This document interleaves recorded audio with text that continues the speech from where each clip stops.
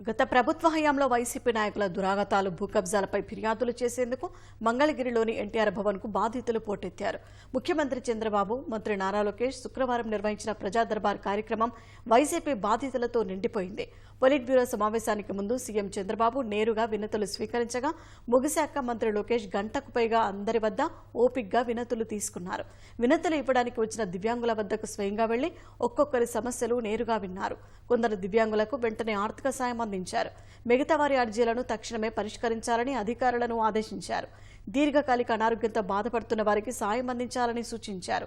కొందరు బాధితులు వైసీపీ హయాంలో ఆ పార్టీ నేతల దుర్మార్గాలను ముఖ్యమంత్రి వద్ద మొరపెట్టుకున్నారు. విశాఖ జిల్లా భీమిలి మండలానికి చెందిన బాధితులు మాజీ సీఎస్ జవహర్ రెడ్డి వైసీపీ హయాం నుంచి తమ భూముల్ని కాజేయాలని చూస్తున్నారని గోడు వెళ్లబోసుకున్నారు. గతంలో వైసీపీ నేతలకు కొమ్ము కాసిన అధికారులు ఇప్పటికే తమను ఇబ్బందులు పెడుతున్నారని తీవ్ర ఆవేదనకు లోనయ్యారు. పోలీసులు కూడా కబ్జాదారులతో చేతులు కలిపి తమను బెదిరిస్తున్నారని మహిళలు కన్నీటి పర్యంతమయ్యారు. టీడీపీకి ఓటు వేశారన్న కారణంతో చుట్టుపక్కల ఉండే వైసీపీ వారు తనపై దాడికి పాల్పడుతున్నారని మరో మహిళ వాపోయారు.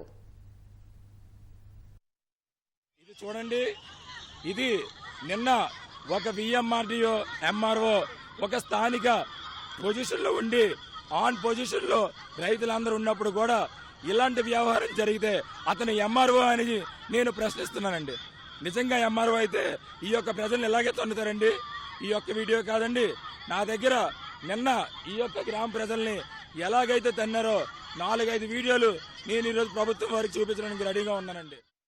వైసీపీ ప్రభుత్వం వారు ఎప్పుడైతే ఈ భోగాపురం పక్కన ఎయిర్పోర్ట్ వచ్చిందో అన్నవరం గ్రామ పెద్దలతో చేతులు కలిపి ఇల్లీగల్ గా వేరే పత్రాలు సృష్టించి మా భూమిని మాకు కాకుండా 199.28 ఎకరాలు కూడా కబ్జా చేశారు. ఈ కబ్జాలోని ముఖ్య పాత్రధారులు సిఎస్ జవహర్ రెడ్డి గారు ఉన్నారని, ఈ యొక్క భూములు కొన్నిది రవీందర్ రెడ్డి అంటే ఎవరో కడప వాసురు విఎంఆర్డీఏ ఎంఆర్ఓ అతను ఇంతకు ముందు భీమిలి మండలం తహసీల్దార్ గా చేశారు. అప్పట్లోనే వైసీపీ ప్రభుత్వంలో చేసినారు. అతనే ఈ అన్నిటికి ఇల్లీగల్ గా పత్రాలు అనేవి సృష్టించారు. విఎంఆర్డీ ఎంఆర్ఓ వేణుగోపాలరావు గారిని నేను ఇలా ప్రశ్నించి అడిగానని చెప్పేసి నువ్వెవరో నిందించడం అని చెప్పేసి తప్పుడు కేసులు కూడా పెట్టించి చివరికి ఇది ఒక విఎంఆర్డీఓ ఎంఆర్ఓ రైతులందరూ ఉన్నప్పుడు కూడా ఇలాంటి వ్యవహారం జరిగితే అతను ఎంఆర్ఓ అని నేను ప్రశ్నిస్తున్నానండి. నేను వెళితే నా గ్రామ ప్రజలు చంపేస్తానండి రవిడీలతోనే. నాకు థ్రెట్ ఉందండి.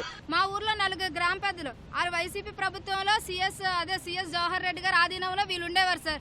ఆ 4 వ్యక్తులకి మాత్రమే 200 కోట్లలో 100 కోట్లు వీళ్ళకి ఇచ్చారు సార్. మాకు మాత్రం ఎటువంటి నష్టపరిహారం గానీ మా భూములు సర్వే చేస్తున్నట్లు గానీ మాకెప్పుడు మమ్మల్ని కనీసం ఆర్డీఓ ఆఫీస్ కూడా మమ్మల్ని పిల్లలేదు సార్. మీరు అలా భూమిని దౌర్జన్యంగా తీసుకోవడం కరెక్ట్ కాదు సార్ అంటే ఆడపిల్లని కూడా చూడకున్నా అన్నవరం గ్రామ పంచాయతీ ప్రెసిడెంట్ ఎల్లాజీ అనే వ్యక్తి నన్ను పరిగెత్తించాడు సార్. అదే ఎంఆర్ఓ ముందు అతను అంటున్నారు నీ వల్ల ఇదంతా మొదలైంది, నువ్వు అనుభవించి తీరాలి, నిన్ను ఏటి చేసినా ఏ పోలీస్ కూడా రాడు అనేసి. సీఏ గారు కూడా సార్ నీకేం పని, ఆడపిల్ల ఇంట్లో ఉండాలి కానీ భూమి మీద నీకేం పని, మీ అమ్మని కాదు ఆడాలందరినీ అలాగే తంతారు, మీరు ఏటి చేస్తారో మీ దుక్కున్న దగ్గర నిన్ను చెప్పుకోండి. ఇప్పుడు Vizag collector, RDO, Bheemili MRO ఇంకా ఈ సీఏ అందరూ కూడా డబ్బులు తీసుకొని ఇప్పుడు మా నాన్నగారిని మా అమ్మ పోరాటం చేస్తుందని నన్ను మా నాన్నగారిని చంపేస్తారని నేను వీడియోలో మా నాన్నగారిని సార్ పరిగెత్తించారు. ఈ మావయ్య గారు అడ్డుకున్నారు. అప్పుడు ఈ మావయ్యని అతన్ని కూడా కొట్టేశారు సార్. స్టేషన్కి వెళ్తే రాత్రి 9 వరకు ఉంచి నువ్వు దిక్కుని దగ్గర చెప్పుకో, నేనైతే కేసు ఫైల్ చేయను, ఇంకా ఎక్కువ మాట్లాడితే నీ పైన కేసు ఫైల్ చేస్తాను, నువ్వే గవర్నమెంట్ జాబ్ కి కూడా రాసుకోవడానికి పనికి రాకుండా చేసేస్తాను, ఇంకా ఎక్కువ నీళ్ళైతే నేనే కుర్రాలు బెత్తాయించి నీకు ఏట్ చేస్తున్నా అదే చేస్తానని భీమిలి సీఏ బెదిరిస్తున్నారు సార్. ఇప్పుడు మా ఊరు వెళ్తే మమ్మల్ని చంపేస్తారు సార్. మమ్మల్ని కాపాడండి సార్. మన శనివారం రోజు మా ఇంటి పక్కన వెళ్ళారు సార్. వాళ్ళ పేర్లు వెంకటేశు, సీను, మల్లేసు, మర్రి, లైలా, సువి, వెంకి, మాతంగి. వాళ్ళ వీళ్ళందరూ వచ్చి మా ఇంటి మీదకి వచ్చి దౌర్జన్యం చేసి ఒక్కదాని చేసి నన్ను వెంటబడి కొట్టారు సార్. నా గొంతు నుదిపారు, అందుకే గొంతు పొంగురిపోయింది. కర్రలు రువ్వారు, కిటికీల్లో గుండా రాళ్ళు ఇసిరేసారు, కత్తి చూపించి దీన్ని బతకనీయకూడదు.